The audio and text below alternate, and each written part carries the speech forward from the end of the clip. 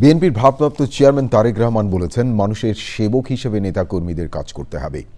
জিয়াউর রহমান ফাউন্ডেশনের প্রতিষ্ঠাবার্ষিকীতে ভার্চুয়ালি যুক্ত হয়ে তিনি বলেন, বিএনপি সরকার গঠন করলে দেশের প্রতিটি মানুষের স্বাস্থ্যসেবা নিশ্চিত করা হবে।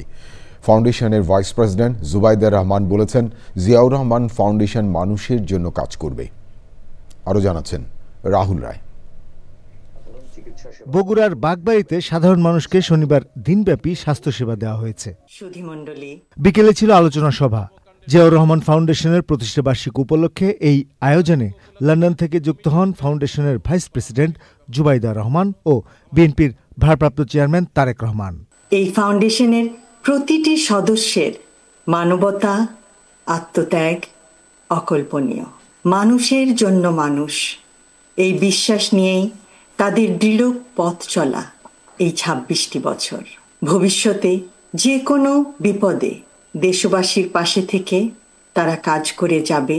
আগামীতে হয়তো পরিসর বৃদ্ধি করে আন্তর্জাতিক অঙ্গনেও তাদের মানবাধিকার উদাহরণ উজ্জ্বল নক্ষত্রের মতো প্রতীয়মান হবে।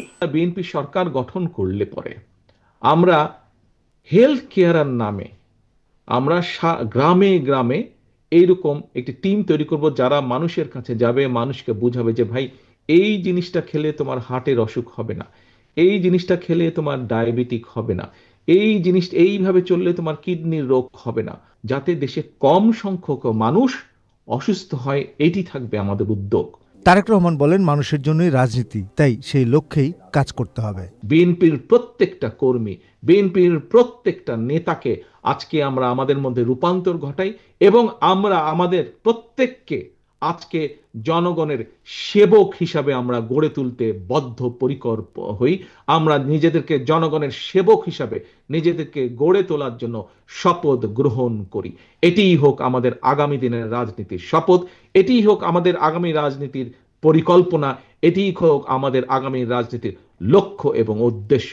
বিএনপির ভারপ্রাপ্ত চেয়ারম্যান বলেন, বিএনপি সরকার গঠন করলে প্রতিটি খাতে দেশকে এগিয়ে নিতে পরিকল্পনা বাস্তবায়ন করা হবে। তাদের পাশে এসে রাহুল রায়, চ্যানেল আই।